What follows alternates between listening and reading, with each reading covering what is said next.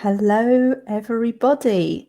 Hopefully, I've got a couple of people who are watching who can let me know that I am live. I'm going to be having a quick look at the comments and messages in a moment, but I just wanted to say welcome and thank you very much for tuning in. It's going to be a very short session that I'll be doing this evening for the 11 plus journey. And the reason for this is just I have done a much longer version of this slightly earlier in the year. What I'll do is I'll put a link in the comments. I work with students tackling interviews, and because some of the interviews were a little bit earlier this year, I did a group video a little earlier on. So I'll pop that into the link so that if you are here and you're wanting something more from interview questions, then you can go back to my previous video. But tonight I will be tackling unusual interview questions. So hopefully you're here for that. And I'll be starting in probably about a moment. I think I can see that people can see and hear me. So just before I begin, a little bit about myself. I'm an admin in the 11 Plus Journey group. I've been here a little while now. I run a tuition company myself called the Education Hotel, and I'm here really to help out with interview techniques. I also do the wow words that you see each week in the group. So that's a little bit about me, but really what we're focusing on this evening is unusual interview questions. So I know that at this time we start to see schools doing interviews, assessment days, and sometimes there's a little bit of a fear of the unknown. And today I'll be talking about how we can tackle that both beforehand and how we can tackle that in an interview session as well. So what I mean when I say fear of the unknown is if you get an invite and your child is going to an assessment day, they won't necessarily tell you what's happening throughout the day. They might say there's going to be a sample lesson or there's going to be some group activities. And that in itself can bring a little bit of anxiety, a little bit of unknown for a student, because we're quite used to, especially having taken entrance exams, we're quite used to having everything set out. You know, I know what my English exam is going to look like. I know what the math exam is going to look like. If I don't know what the questions inside are going to be, I know how long it's going to last. I know what the setup is. Suddenly an assessment day can seem overwhelming. There's a whole load of students there. None of them you know, maybe a couple of them you will. And you might be doing things, your child will be doing things that they've not done before. So maybe that's a trial science lesson, or maybe they'll be doing something in drama, or maybe there'll be a debate.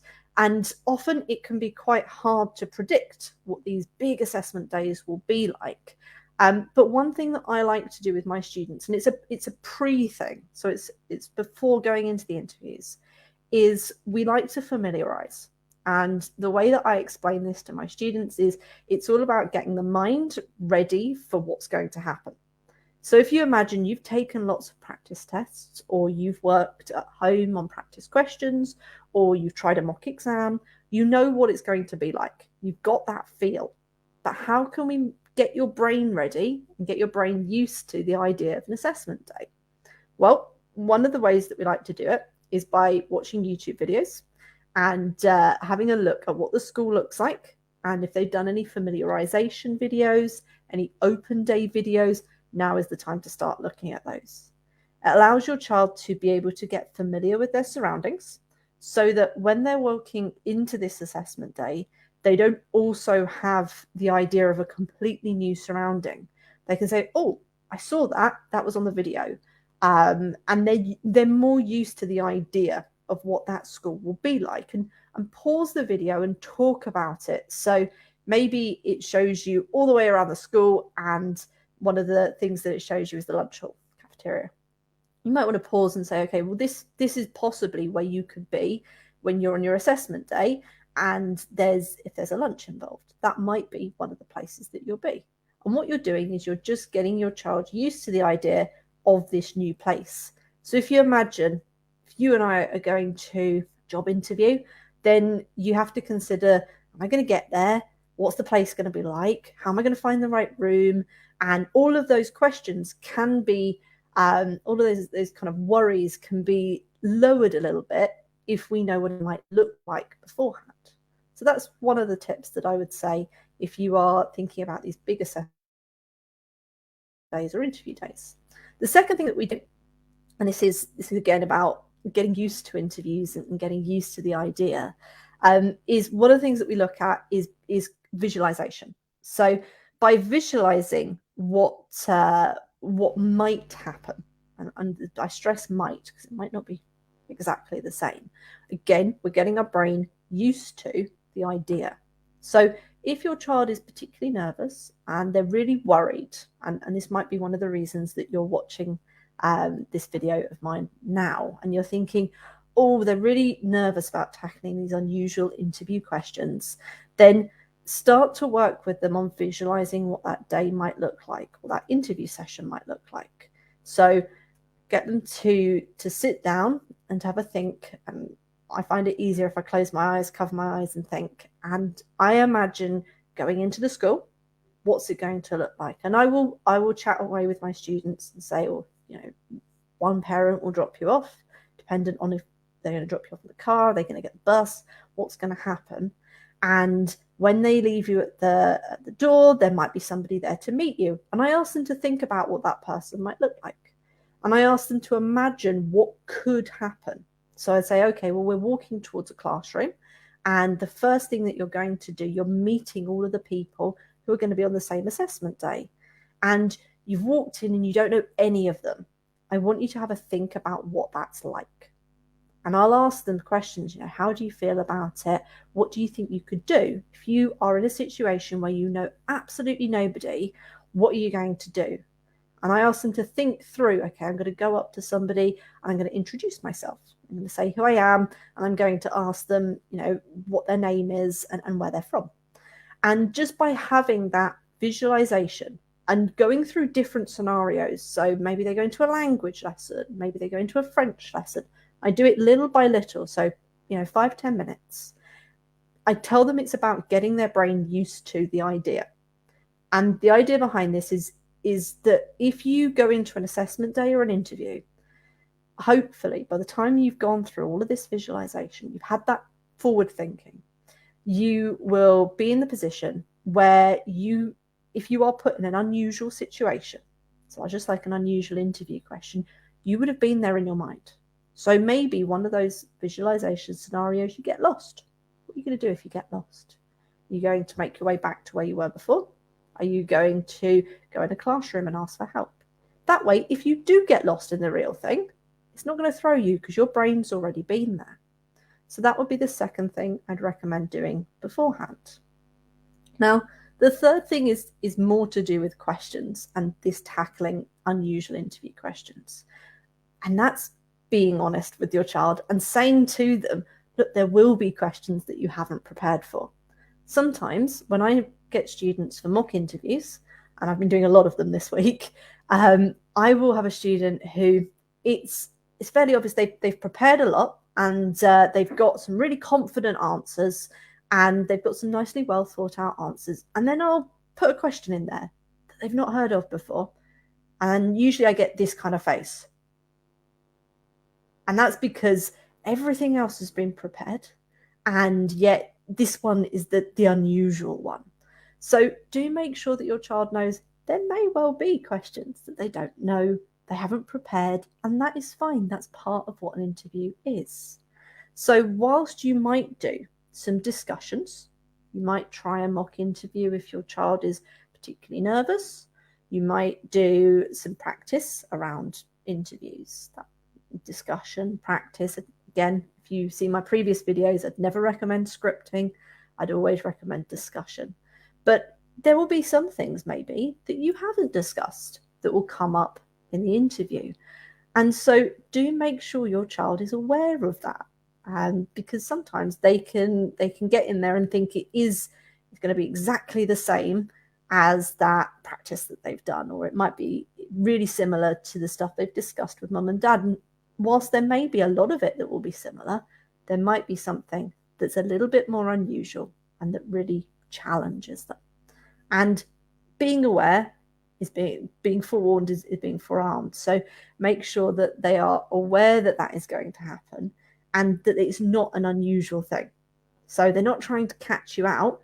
It's just that maybe they would like to know this very specific question. We don't know what it is, and that's fine. So whilst we're doing this preparation, do make sure that your child is aware that there might be some unusual questions that come up. The second and part of what I'm going to discuss this evening is really how to tackle those unusual questions. So what can your child do to avoid that panic, deer in headlights, oh my God moment when they are asked something that is an unusual question? And part of it comes from how you tackle normal interview questions. Today, I am speaking to you, and hopefully I am something I have to work at, keeping the speed of my voice at a normal speed. But the first time a child practices an interview, or the first time that a child goes into an interview, they can speak very fast. And that is really mostly noticeable when they tackle unusual questions, because either you get the freeze moment, which is a very, very long pause, and then you might have to help out as an interviewer, or you get a massive rush. And it's about talking to your child about those extremes. So I wouldn't want to hear an answer that just looks like this, which is very quick, very hard to understand, and often happens when we're nervous. But likewise, if somebody asked a question, you wouldn't want just a silence where they just stare at you. So making sure that your child has something that they know that they can say that is able to communicate with the interviewer that it's a question that they've not come across before. So I would always say to students something like, oh, that's interesting, or that's unusual. I've not thought about that before. Can I have a moment to think about it? Or having something, a way that you have discussed when you get an unusual question, to say, oh, that's something I've not considered. I'm just going to take a pause. And that allows an interviewer to be able to go, okay, I know what they're doing. They've not just not heard my question or not understood my question. They are actually taking that moment to think about it. Now, do make sure that your child is aware that if they don't understand the question, it's perfectly fine to clarify. So if an interviewer has used an unusual term, or they've spoken a little bit quickly, or maybe they've coughed in the middle of a sentence and you haven't quite heard it, absolutely fine to ask them to repeat. Absolutely fine to ask for clarification, because those things are what we do in a normal conversation. And an interview really is a conversation. So first thing is clarifying. Second thing is letting them know if you need to have a moment to think about it. It avoids just the freeze. So it allows you to say something back to the interviewer, so the interviewer knows that you've understood the question, but that you're going to take a moment and you're just going to consider it for a moment. The second is the kind of the ums, the ahs, and all of that. And that tends to happen when somebody rushes into an answer and they haven't quite considered the end of it. And we do this all the time in conversation. We will start a story and then have to have our brains catch up. So often I do it when I'm at a big kind of social gathering. There's loads of conversations happening around me. Sometimes I find it quite hard to focus. And that means that I will start telling a story and then I'll just blank on it. And there's a lot of ums and ahs. And ultimately it's because I haven't really thought about what I'm going to say. I've just launched straight into it. And so part of that is making sure you've got the time to pause. Ums and ahs, they're not really a big issue unless there's lots and lots of them. We use ums and ahs in our everyday vernacular, everyday sentences, but it gets very noticeable when it's a very long story and there's a lot of them. So take that moment, have a think. And those of you who've watched me and in the previous video that I've done, I think I've previously talked about the STAR technique for the for the tell me an example of. So tell me an example of a time that you have worked in a team. If you don't take that moment to stop, have a think about, well, when was I in a team? What happened? What did we do? Then you can start that conversation and have no idea where the rest of it's going. So tell me an example of when you've been in a team. Right, well, when I was in year 6, earlier this year, we were in a team and it was history, and that's your brain catching up. Whereas if you'd just taken that moment to stop, to have a think, and then to tell your story, and even to say to them, can I have a moment to think about that? And have a think. And make sure that it is planned out in your head. Not every word. We just need to know what happened in that story. Make sure it's all in the right order. And then we don't end up with the ums and the ahs and the, oh, actually this happened. And I'm just going to tell you a side story at the same time. So make sure that your thoughts are in order. And one way to help your child to do that is just to make sure that they pause. So if they pause before they answer a question, it allows our brain to be able to process it. And that tends to reduce the ums and the ahs. But I wouldn't get too worried about it as a parent, because ums and ahs are in normal conversation. The second thing that you can do to kind of help your child, if they're asked an interview question they've not prepared for, is to encourage them beforehand to think about all the things that they've done. And this sounds a little bit unusual, kind of asking you to go through the history. Shouldn't a child know everything that they've done? But a lot of them forget. And especially after months, maybe sometimes a year or so of practicing questions and doing 11 plus, and maybe they've done a grammar school and they've done another entrance exam, maybe they're doing an independent as well. Often a lot of those examples of things that you have done, or indeed kind of what would your friends say in 3 words, all of that, hobbies, interests, that can often get lost. And that can get lost because you've done the preparation and they're so focused on the last 2 months. And maybe because of COVID, something that they wanted to do that was a club didn't quite happen. Maybe they wanted to join the football team, but by the time they were going to join, it was COVID, and so they haven't managed to do that. Now, when somebody asks about, do you play in any clubs, they might have forgotten that, but they might not remember, and then they'll freeze, and then we'll end up with the ums and the ahs. If you've had that conversation with them, then they can say, well, I'm not a member of any sports clubs at the moment, but before COVID, I really wanted to join a football club. And I wanted to do this because I really like playing with other people, and I wanted somewhere that I could improve my skills. And that allows them to be able to have that answer. So remind your child of all the things that they have done. And the kind of additional part is have those interesting conversations. So some of the ones that students tend to get a little bit stuck on, that I can see, is those if questions, are what I call them. So if you could go back to any time in history, when would it be? Or if you could be a superhero for a day. I don't have a right or wrong answer. It's just that we haven't considered them.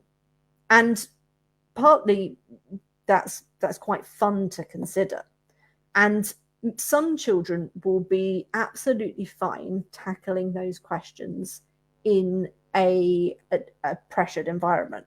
Others will do better, and you know your child the best. So others will do better to having had a think about them, sometimes beforehand, or discussion. So discursive preparation is useful for those unusual questions, and ultimately picking out some of the more unusual things that you've heard get asked. Obviously, one of the things that the 11 plus journey does quite well is parents share experiences. So do take a look through the group, people who have shared what happens, but also I can put down some questions in the comments, which I would consider unusual questions, but they're mostly kind of if this was to happen, what would you do?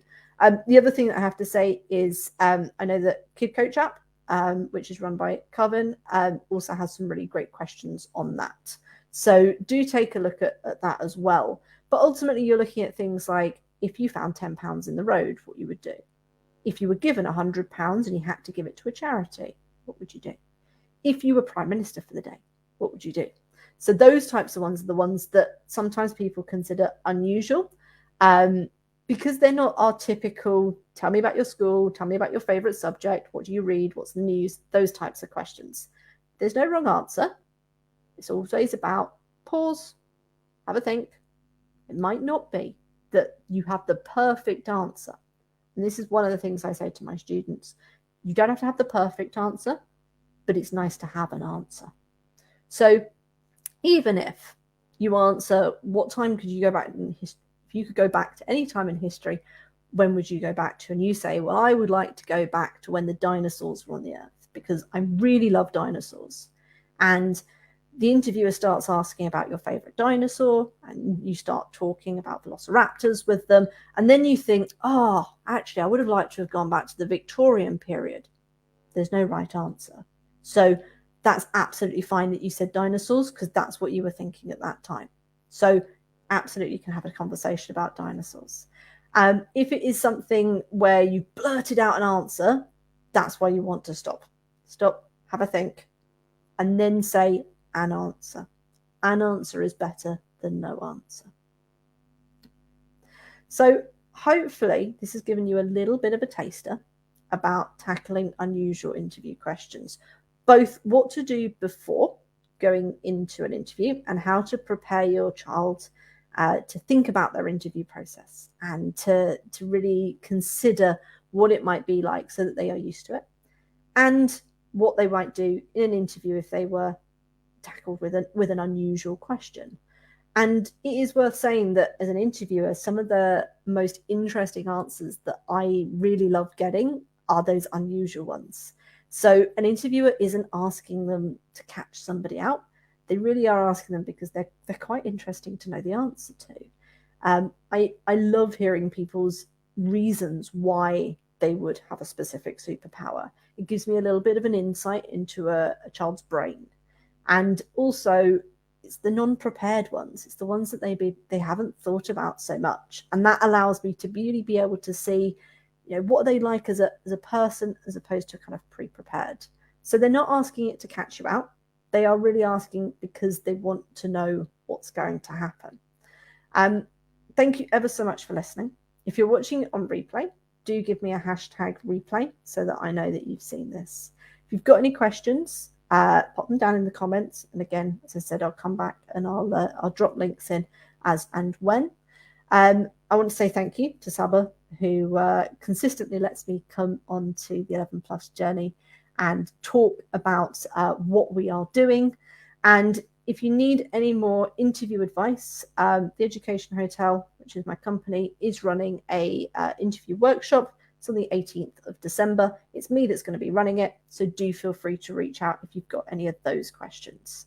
But we're kind of done for this short session on tackling unusual interview questions. So thank you very much for listening, and goodbye.